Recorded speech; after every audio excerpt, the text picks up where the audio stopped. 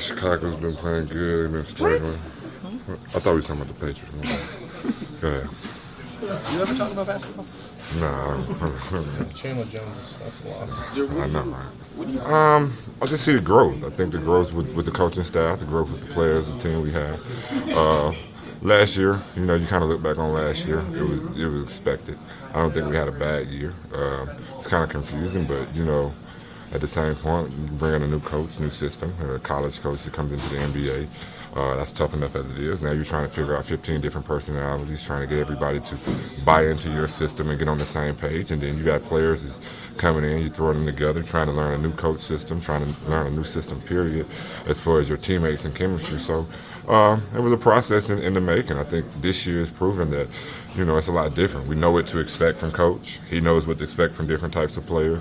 You don't have that filling out period where you got to fill out this guy or fill out this combination or what. He knows exactly what rotations he wants, exactly what guys he wants in what position, and we know and expect what he wants from us out on the court. So we're back for part two. We're going to look at what just happened in the preseason and then look ahead to what's going to happen opening night. So let's just start with, Julian, what is your one big takeaway from what happened in the preseason? Big takeaway from the preseason, I think, is just that this team is more confident than last year under Brad Stevens. We've heard a lot of the players say, we know what to expect from him now, and they're going out there with this new offense that they're running, trying to put the pedal to the metal and get up and down the floor. And it seems to be working in the sense that they may not be a playoff caliber team this year, but I think we are going to see some big improvements as to where this team was last year under Brad Stevens. I think when you just look at some of the players that they've added to the team, when you look at Evan Turner, you look at Marcus Smart, you look at some of those guys, I was interested in just how those guys would gel with the team, especially Evan Turner, and I think he's had some ups and downs, and that's kind of been the story about him, but I really think that Brad Stevens is going to find ways to play him and use him to whatever need the Celtics have at that time, whether it's point guard on opening night or whether it's small forward, game 15 if Jeff Green needs is injured or for whatever reason. I'm not saying he will be, but I think that was a sneaky good sign. I really do, and I think that he's going to find ways to play him even when Rondo comes back and forces him out of the starting lineup. I still think he's going to find ways to get him in there and get plenty amount of minutes. Well, for me, it's the offensive system. I'm kind of a little bit blown away by how good this offensive system looks this early on. Mm-hmm. Now they don't quite have the talent to pull it off to the degree that a lot of the top tier teams do, but you're seeing it looks like they're almost mimicking what the Spurs were doing last year. They have a lot. They're not really setting a lot of picks. It's a lot of kind of motion offense, rub screen, stuff like that. They're doing a lot of kind of curled runs where they're basically just trying to run in circles until they eventually get the defense out of position. And they're really taking advantage of where they're getting corner shooters. Brandon Bass now shooting the three, which is huge. I mean, Brandon Bass shooting the corner three is going to really change what he's able to do and his value on the court, especially to other teams that are going to be wanting to trade for him later this year. But they look like they have a really well-run offense now. They need Rondo to really pull it off. Mm-hmm. They need a little bit more talent, a little bit better performance, and they could be a team that contends for the playoffs. It's probably not going to be happening this year, but it could happen maybe as soon as next year based on the way that they're able to execute. You talk about Bass shooting the three. Well, it's not just Bass. It's almost everybody, right? Well, they led the preseason in three-point shots, and listen, Stevens is an analytics guy. He knows that the number 3 is worth more than the number 2. And if it is larger, he does know that. Yeah, he and you have to be an analytics guy to get that. Yeah. You need to have that thing, That really is true, though. Everybody on the team shoots the 3. Yeah, and they're not. And Stevens is telling them to shoot it. If it's there, shoot it. He said before the game, if the shots are there, take them. If not, drive to the hoop. He's not into the 18-footers, mid-range jumpers. He wants the high percentage shots at the rim or the shots worth more from the threes, especially the corner threes that you just mentioned. When you said that's true, I thought you were going to say, it is true, 3 is larger than 2.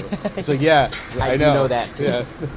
We're math whizzes here. So let's do the rotations. Let's figure out what we think this lineup's going to be. So it's looking like right now we got Smart at point, Bradley at the 2, Green at the 3, Sully at the 4, Olynyk at the 5. Are there any objections there? No. I don't think so, but it wouldn't shock me if anything was different. Evan Turner's at point guard game 1. Really? I mean, it could happen. Yeah. It could happen. Smart could be coming off the bench. Yeah.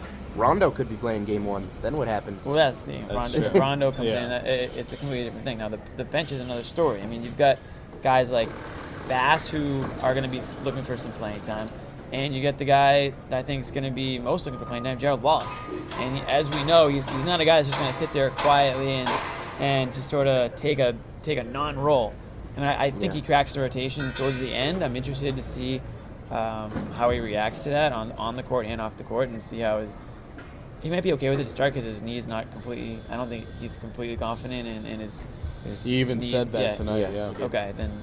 Yeah, and we saw that actually on the court when he probably could have thrown down a dunk and instead went for the layup. And Exactly he what said on that about. specific play that he didn't have the confidence to go up because of his knee. Okay. It was shocking. It's like 6'8", athletic Gerald Wallace, wide open dunk, and then he takes a layup. It was kind of weird. Zeller? Right now, so let's say the starting five is that, and then Rondo comes in, whether it's the first game or the first couple of weeks of the season. You got Smart as maybe the sixth man, basically, with Turner. And then so you have Wallace, Bass, and Zeller. That's a 10-man rotation. That's pretty deep. You have James Young and Phil Pressey and Marcus Thornton sitting a little bit deeper in that rotation. I just don't think James Young's he can't be in the rotation right now, right? Yeah. I mean, he hasn't played enough. He's gonna have to get way more acclimated with the system during practice. And I know that he said at media day that he doesn't want to go to the D League at all. But listen, you gotta get reps out on the court. You gotta get playing time, and if you're just riding on the end of the bench, you're not helping yourself at all. So we'll see if the Celtics designate him for assignment to the D League come Monday evening, I believe, is when the players that they just cut will be eligible to go down to the D League, and it sounds like They may they're not up do it right technically. away. Yeah. Yeah. So I mean, Young could start on the roster and then work. They actually, I mean, they have flexibility. They have to figure out what they're going to do with Will Bynum. It looks like there's an extremely likely chance that he's going to be cut. Yes. Maybe traded, but it's going to be pretty tough to trade a guy away right when all the roster cuts are happening. You know, and if trades happening. Ainge can find a way to get anything. That's certainly true. And there are teams out there that need to add players to their roster to fill out the end of their roster. So it could happen. It could happen. But we'll wait and see. But for me, it looks like Marcus Thornton's going to be a deep bench, heat check kind of guy. Because when you look at the If they bench, need offense, yeah. if they need offense, they need deep have to put him shooting. in. He's the guy. There's going to be nights they're going to get down in the first quarter, Absolutely. and Yeah. Brad Stevens is going to look down the bench and throw him in and tell him to start heaving him. And that's what's good about this team. They don't have a lot of guys that can really take over games right now, but they've got good, well-rounded depth on this team. Mm-hmm. Yeah, if they were a playoff team, they'd be in good shape, but they're not a playoff team, so their depth isn't going to serve them nearly as well. But it is going to help them get through the season healthy because they have guys that they can plug into certain scenarios.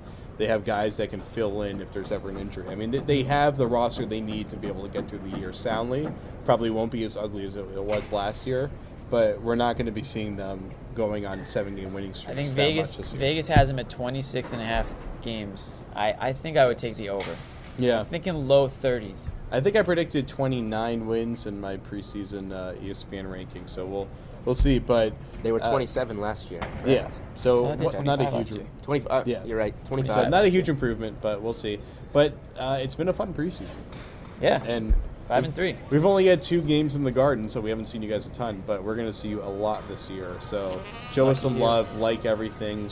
We'll see you on Facebook. We'll see you on Twitter. We're going to keep bringing you these. We're going to keep doing Twitter bags.